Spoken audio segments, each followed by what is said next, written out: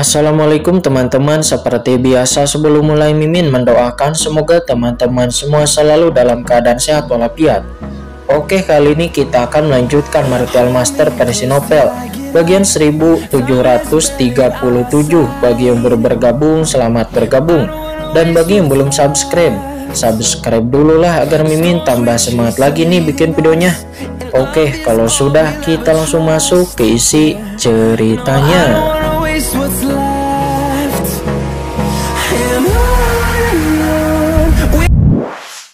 Memulai dengan ekspresi tidak senang di wajahnya. "Tuan Muda Chen, ada apa?" kata Seribu Tulang. Dia tertegun. "Idiot!" Qin menatap Seribu Tulang tanpa bisa berkata-kata. "Apakah kamu tidak takut terungkap jika kamu bertindak sejauh ini?" Qin berpikir mungkin saja mereka memiliki sebuah teknik pemantauan yang khusus. Alhasil, Qin pun segera mengeluarkan dua orang dari dunia kacau. Seketika dua sosok muncul di samping Qin dan itu adalah Ming Dao dan juga Sa Gui. "Aku telah menemui tuanku." Begitu Ming Dao dan Sa Gui muncul, mereka berlutut di hadapan Qin memberi hormat dengan sangat hormat dan sangat taat. Melihat Ming Dao dan Sa Gui muncul, leluhur Seribu Tulang sedikit tertegun. "Tuan Muda Chen, untuk apa Anda membiarkan mereka keluar?" Qin melirik leluhur Seribu Tulang, namun Qin sama sekali tidak mau berbicara omong kosong dengannya. Qin hanya menatap leluhur Seribu Tulang dengan tatapan dingin. Ditatap oleh tatapan aneh Qin, leluhur Seribu Tulang merasa bersalah sejenak. "Tatapan macam apa ini, Tuan Muda Chen? Apakah Anda merasa tidak senang terhadapku?" Namun Qin tidak mau repot-repot memperhatikannya dan Qin memberi dua perintah kepada Ming Dao dan Sa Gui. Segera keduanya menerima perintah dan pergi dengan cepat. Setelah beberapa saat, boom, di kejauhan tiba-tiba terdengar suara gemuruh dan ada semangat juang yang samar-samar melonjak. "Ikut aku!" Pada saat gelombang ini ditransmisikan, Qin membawa leluhur Seribu Tulang. Sosoknya berkedip dan tiba-tiba menghilang ke dalam kehampaan. Pada saat ini di luar istana Raja Hantu, sekelompok ahli teratas tanah telarang mengintai, mengawasi istana Raja Hantu sepanjang waktu. Ahli teratas area telarang ini masing-masing menemukan posisi persisnya dan mengintai di beberapa gunung dan juga reruntuhan yang rusak di sekitar istana Raja Hantu. Berpasangan dan bertiga, nampak sangatlah rahasia. "Hei, katakan padaku, apakah Raja Hantu Shenming akan kembali?" Seorang pria kuat tidak bisa menahan diri untuk tidak bertanya. "Bagaimana kamu tahu?" Orang di sampingnya menggelengkan kepalanya. Pada saat ini terdengar beberapa diskusi di sekitar istana Raja Hantu. Mereka semua adalah para ahli kuat yang dikirim oleh kekuatan-kekuatan besar di tanah telantar ini. Sekarang mereka dikirim ke sini untuk memantau istana Raja Hantu yang bobrok. Semua orang sangat membosankan. Dan di tangan mereka ada juga beberapa harta karun gelap. Beberapa di antaranya seperti cakram susunan, berkedip samar, dan jika ada aura kuat yang mendekat, itu akan menunjukkan kelainan. Beberapa lainnya seperti manik-manik gelap dikelilingi oleh energi mati yang dapat mendeteksi fluktuasi napas di dekatnya. Terlebih lagi itu secara langsung merupakan semacam kekuatan supernatural yang dapat mendengarkan perubahan di seluruh dunia. Boom! Dan tepat ketika mereka semua sedang berbicara, tiba-tiba terdengar suara gemuruh yang mencengangkan dari samping, yang secara langsung menyebabkan fluktuasi deteksi mereka pun menyala terhadap Ming Dao. Apa yang terjadi? Semua orang terkejut dan tiba-tiba menoleh melihat ke kehampaan di kejauhan. Saya melihat kehampaan di kejauhan, dua aura muncul, saling bertabrakan, penuh dengan aura pembunuh, mengancam untuk berperang. Siapa yang bertarung di sini? Sial, apakah dia mencari kematian? Beberapa ahli kuat mengumpat. Dampak yang begitu besar, belum lagi fluktuasi deteksi mereka terhadap Ming Dao, mungkin akan membangkitkan orang-orang di istana Raja Hantu. Dan jika Raja Hantu Shenming ada di dekat mereka, mungkin tidak akan terdeteksi. Pertarungan pun terjadi, bahkan ada teriakan marah. "Ming Dao, terakhir kali kamu membunuh salah satu bawahanku, Cao Ji. Hari ini aku pasti akan membunuhmu." Sa Gui, apakah kamu pikir aku takut padamu? Jadi bagaimana jika aku membunuh bawahanmu? Jika kamu berani, aku juga bisa membunuhmu. Boom! Roh jahat bangkit, niat pedang vertikal dan horizontal. Keduanya terus-menerus bertarung. Kurang ajar, sialan. Akhirnya seorang ahli kuat tidak tahan lagi. Dia melompat ke depan dan berteriak dengan marah. Kalian berdua, dari mana kalian berasal? Apa yang kalian lakukan? Ketika Mingdao dan Sagui melihat seseorang datang, mereka berdua mundur dari pertarungan mereka, menangkupkan tangan mereka dan berkata, "Saudaraku, kami dikirim oleh Tuan untuk memantau istana Raja Hantu, dan kami tidak bermaksud untuk mengganggumu." Memantau istana Raja Hantu? Sialan, apakah ada pengawasan seperti itu? Yang lain pun mengutuk dalam hati mereka, idiot mana yang datang dari daerah terlarang mana? Berhenti cepat, untuk tidak bertarung, jika tidak aku akan membunuhmu. Seorang memahami Sagui dan Mingdao melalui transmisi suara. "Yah, Tuan, aku akan berhenti," kata Sagui dan Mingdao. Mereka buru-buru menggenggam tangan mereka, lalu saling memandang, menus dingin, dan segera berpisah kedua arah. Mereka berdua mendarat di dua gunung yang hancur yang berbeda di luar istana Raja Hantu, seolah-olah mereka tidak ingin saling berdekatan. Selain itu, keduanya masih dekat dengan ahli teratas terlarang lainnya di pegunungan ini, jadi mereka tidak bisa menahan diri untuk menyelinap ke depan dan bersandar di depan mereka. Kemudian Sagui dan Mingdao sama-sama saling bertanya kepada para praktisi lainnya tentang apa yang terjadi dan apakah ada fluktuasi yang terjadi dari harta karun mereka. "Kurang ajar, kamu menjauhlah dariku," kata orang-orang kuat di kedua pegunungan itu. Semuanya berkata dengan tidak sabar, dengan wajah tidak senang. Mereka tidak tahu dua idiot dari mana yang datang dari tanah terlarang ini. Sungguh sialan. Mingdao dan Sagui merasa malu dan mereka berdua pun mundur lalu berbaring di pegunungan, diam-diam mengintip istana Raja Hantu dari kejauhan. Dua orang yang malang melihat mereka berdua yang tidak memiliki harta karun untuk mendeteksi fluktuasi. Para praktisi di daerah terlarang lainnya di sekitar hanya mencibir, menunjukkan rasa jijik. Mereka pun kemudian terus menatap harta karun deteksi di tangan mereka. Hanya saja yang tidak mereka sadari adalah ketika Sagui dan Mingdao bertarung sebelumnya, yang menyebabkan mereka mendeteksi fluktuasi di harta karun mereka. Kedua sosok itu telah menyelinap ke istana Raja Hantu tanpa suara dan tanpa menyebabkan fluktuasi apapun, dan itu adalah Qingchen dan leluhur seribu tulang. Suara mendesing di istana Raja Hantu di bagian inti dalam di suatu tempat di kedalaman istana Raja Hantu. Qingchen dan leluhur seribu tulang pun diam-diam muncul di sana. "Tuan Muda Chen, kamu sangat bijaksana," kata seribu tulang. Dia berkata dengan Qingchen. Ketika mereka berdua menyelinap ke istana Raja Hantu sebelumnya, mereka samar-samar menemukan beberapa kekuatan tersembunyi yang merupakan harta karun yang bisa mendeteksi fluktuasi dari mereka. Dan seharusnya itu juga merupakan harta karun pemantauan teratas. Jika mereka masuk secara langsung, meskipun mereka mungkin tidak ditemukan, akan tetapi mereka mungkin saja akan terekspos. Dan jika sampai terekspos, maka itu akan menjadi masalah. Saat ini leluhur seribu tulang merasa bahwa di istana Raja Hantu masih ada beberapa orang ahli transendensi tingkat 2 yang masih hidup. Apakah mungkin Dewa Kematian tidak membunuh semua orang? Tidak perlu memikirkannya, masuk ke istana Raja Hantu dulu. Kesadaran Qingchen menyapu sebagian besar istana Raja Hantu dalam sekejap, dan Qingchen segera merasakan aura banyak ahli kuat di istana Raja Hantu, bahkan beberapa ahli kuat yang telah melampaui level kedua. Hal itu membuat Qingchen sedikit penasaran. Qingchen mengira istana Raja Hantu telah hancur total di bawah kemarahan Dewa Kematian, dan tidak akan ada seorang pun yang masih hidup. Namun tanpa diduga, tidak hanya ada begitu banyak orang, tetapi ada juga beberapa master di level transenden ganda tingkat 2. Apakah Dewa Kematian begitu baik hati? Tuan Muda Chen, kedua makhluk ini seharusnya adalah beberapa jenderal hantu yang kuat di bawah komando Raja Hantu Shenming, dan pemimpinnya disebut Jenderal Hantu Yukui, kata leluhur seribu tulang di dalam ingatan leluhur seribu tulang, yaitu ingatan Raja Hantu Shenming. Beberapa informasi muncul secara samar.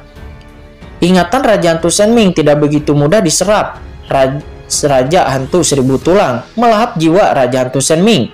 Dan ingatan yang diperoleh itu hanyalah ingatan yang dangkal. Tentu saja Qin Chen juga cukup senang bahwa orang-orang di istana Raja Hantu tidak mati semua, karena bagaimanapun dengan mengintegrasikan ahli transendensi tingkat 2 ke dalam dunia kacaunya, juga itu dapat sedikit memperkuat asal-usul dunia kacau. Hanya saja ini belum waktunya. Qin Chen merenung dalam hatinya dan kesadaran spiritualnya segera meresap lagi. Hei, masih ada beberapa kultivator wanita yang tinggal di area inti istana Raja Hantu dan basis kultivasi mereka tampaknya tidak kuat. Pada saat ini Qin Chen juga merasakan bahwa ada banyak kultivator wanita yang tinggal di aula di belakangnya. Jika dia tidak bisa menahan cemberut, siapa orang-orang ini? Mungkinkah wanita ini adalah keluarga bagian dalam istana Raja Hantu? Kultivator wanita. Pada saat ini leluhur Seribu Tulang juga merasakan banyak kultivator wanita di aula dalam di belakangnya. Harus dikatakan bahwa kultivator wanita ini tidak lemah dalam temperamen dan juga bentuk tubuh, dan masing-masing memiliki gaya dan karakteristiknya sendiri-sendiri yang dapat disebut sangat bagus. Tuan Muda Chen, tempat ini adalah istana dalam Raja Hantu yang merupakan ruang tamu. Seperti yang diharapkan, kultivator wanita ini seharusnya adalah wanitanya Raja Hantu Shen Ming. Berbicara tentang ini, leluhur Seribu Tulang tiba-tiba menatap. Bukankah wanita ini adalah wanitanya Raja Hantu Shen Ming? Dan berarti itu adalah wanitaku sendiri. Kesadaran spiritual leluhur Seribu Tulang melirik para kultivator wanita ini dengan gaya yang berbeda dan tubuh yang panas. Dan hatinya kosong tanpa alasan dengan napasnya yang berfluktuasi. Sepertinya ini agak enak untuk dipermainkan. Hah, ada apa denganmu? Kata Qin Chen. Merasakan fluktuasi di dalam tubuh Seribu Tulang, Qin Chen mengerutkan kening dan melirik leluhur Seribu Tulang. Hanya beberapa wanita yang bisa membuatmu menjadi leluhur yang agung. Sosok tingkat raksasa dengan fluktuasi yang begitu besar seperti ini. Seketika wajah Qin Chen menjadi gelap dan dia memarahi Seribu Tulang. Seribu Tulang, singkirkan pemikiran itu untuk saat ini. Jangan pikirkan. Bahkan jika kamu sudah lama tidak menyentuh seorang wanita, jangan lupa bahwa yang terpenting sekarang adalah mengembalikan tubuh aslimu dan memulihkannya sepenuhnya. Kata Qin Chen, wajahnya jelek dan dia marah. Pria ini di otaknya hanyalah tahu sperma dan tidak tahu prioritas. Ya baik Tuan Muda Chen, kata leluhur Seribu Tulang. Qin Chen meliriknya lagi dengan dingin. Nanti di saat tubuhmu sudah pulih dan masalahnya sudah beres, kamu boleh melakukan apapun yang kamu mau. Namun sekarang bersabarlah lebih dulu, kata Qin Chen. Baiklah, jangan bicara omong kosong lagi. Kamu harus tahu di mana kolam Raja Hantu itu berada. Ayo pergi ke sana sekarang, kata Qin Chen. Dewa Kematian dan yang lainnya tidak akan tertipu sepanjang waktu. Dan begitu mereka tidak dapat menemukannya, kemungkinan mereka akan bergegas kembali ke sini.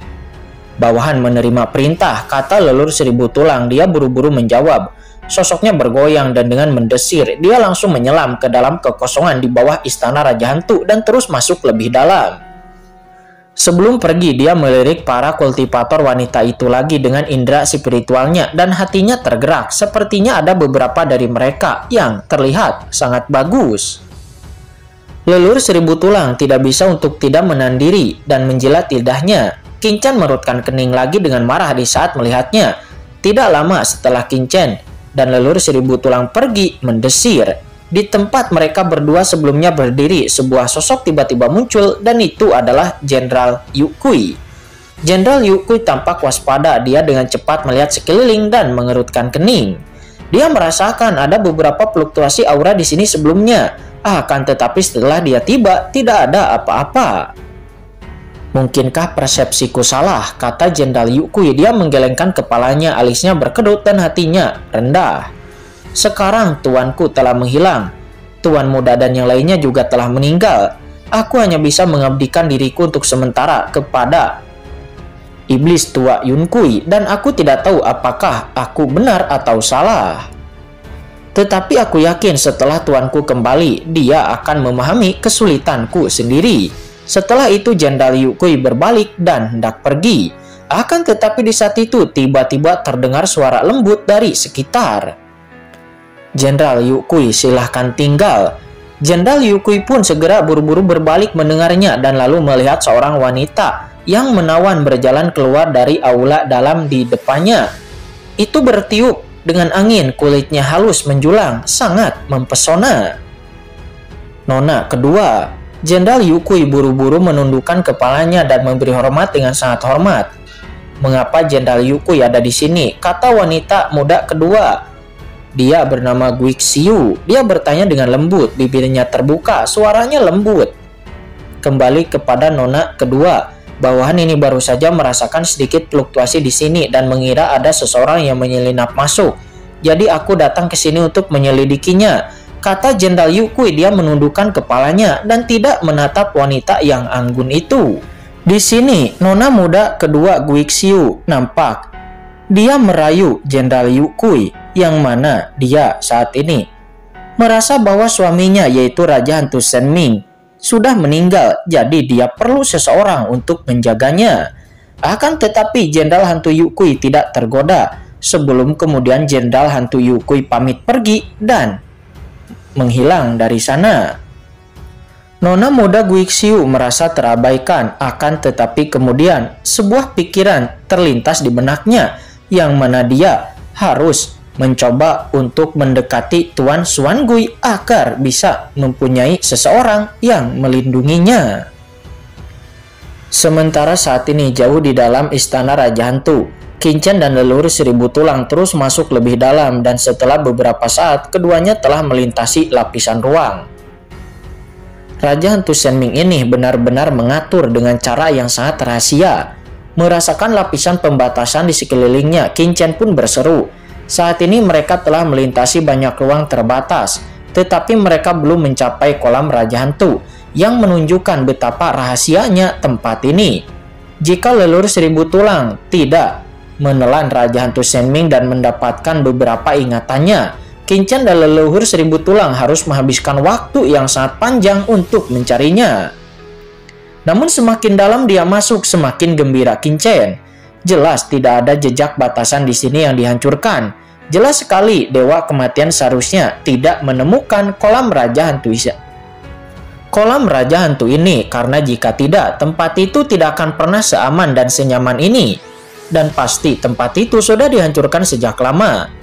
Tuan Muda Chen, Raja Hantu Qi seharusnya ada di sini, kata leluhur Seribu Tulang. Dia tiba-tiba berbicara. Saya kemudian melihat ruang tak terbatas yang tidak jelas muncul di depan mata. Menembus ruang terbatas itu ada semacam aura yang mengejutkan yang melonjak secara samar. Aura ini meskipun sekuat Qingchen masih bisa merasakan gelombang kejut yang mengandung energi yang menakutkan. Di samping, Seribu Tulang menunjukkan lebih banyak kegembiraan. Kolam Raja Hantu ini benar-benar pantas dengan reputasinya, hanya ada sedikit debu. Ayo cepat masuk. Berkata demikian, leluhur Seribu Tulang dengan cepat mengangkat tangannya dan hendak mematahkan pembatasan lalu memasukinya. Tidak, tunggu sebentar, kata Qingchen. Dia tiba-tiba mengulurkan tangan dan menghentikan Seribu Tulang. Tuan Muda Chen, ada apa? Kata Seribu Tulang dengan terkejut. Jangan khawatir, mari kita bertanya dulu. Qingchen tampak waspada. Bahkan jika tidak ada jejak di depannya, dia tidak akan bergerak gegabah. Qingchen membuka mata penciptaan di antara alisnya dan lalu melihat napas tak terlihat keluar. Langsung mengintip ke tempat terlarang di depan dan kemudian perlahan-lahan menembus masuk ke tempat rahasia. Di samping, leluhur Seribu Tulang menjadi tercengang. Tuan Muda Chen, apakah dia terlalu berhati-hati? Kata Seribu Tulang, dia bergumam di dalam hatinya. Ini semua di kolam Raja Hantu dan pembatasan di sini sama sekali tidak dilanggar. Jadi apakah akan ada masalah di dalam? Itu terlalu berlebihan kan? Tuan Muda Chen, apakah ada masalah di dalam? Ayo kita masuk dengan cepat. Kata Seribu Tulang. Melihat bahwa Qingchen tidak menanggapi, Seribu Tulang tidak bisa menahan diri untuk bertanya. Sekarang di luar pembatasan, dia sudah merasakan gerakan tubuh fisiknya yang akan segera terjadi di dalam. Pasti ada energi menakjubkan yang dapat memelihara asal-usulnya. Akan tetapi sebelum Seribu Tulang selesai berbicara, Qingchen merutkan kening dan tiba-tiba menunjukkan ekspresi terkejut. Cahaya tajam meledak dari pupil mata Qingchen. "Ada apa?" Seribu Tulang terkejut. "Ada sesuatu yang terjadi di dalam," kata Qingchen. Dia merutkan kening. Pupilnya berkedip dingin. "Ada orang kuat yang mengintai di dalam sana," kata Qingchen. "Apa?" Seribu Tulang terkejut. "Ada ahli kuat yang mengintai di dalam sana. Jadi, Tuan Muda Chen, apakah Anda salah membacanya?" Dia buru-buru melepaskan sedikit kesadaran spiritualnya dan diam-diam menelusuri. Seketika ruang di dalam sepenuhnya tersaji di depan mata Seribu Tulang.